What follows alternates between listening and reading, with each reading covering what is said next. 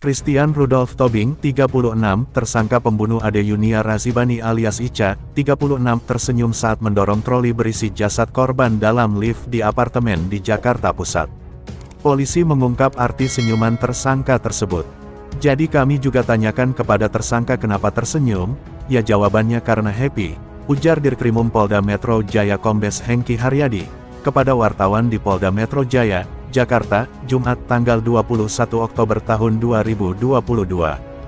Terpisah, Kasubdit Jatanras Ditreskrimum Polda Metro Jaya AKBP Indrawini Panjioga mengatakan tersangka mengaku merasa puas setelah membunuh korban. Panji mengatakan tersangka menyimpan dendam lama kepada korban Ica. Inilah yang mendorong tersangka nekat membunuh korban. Jadi tersangka ini sakit hati, dendamlah.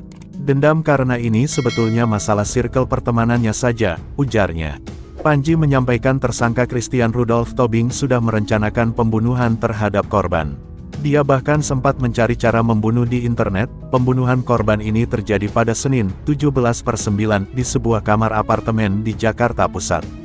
Rudolph Tobing awalnya mengajak Ica ke apartemen, seolah-olah hendak melakukan podcast.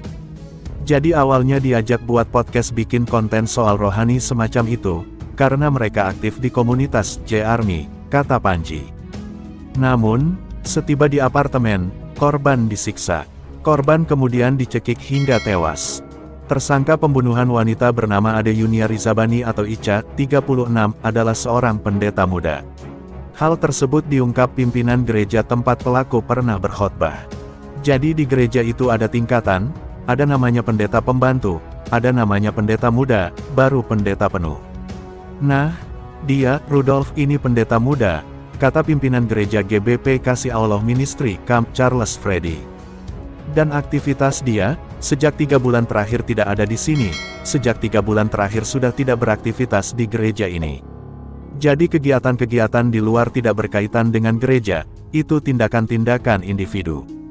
Jadi apapun yang terjadi sama dia di luar bukan tanggung jawab kami.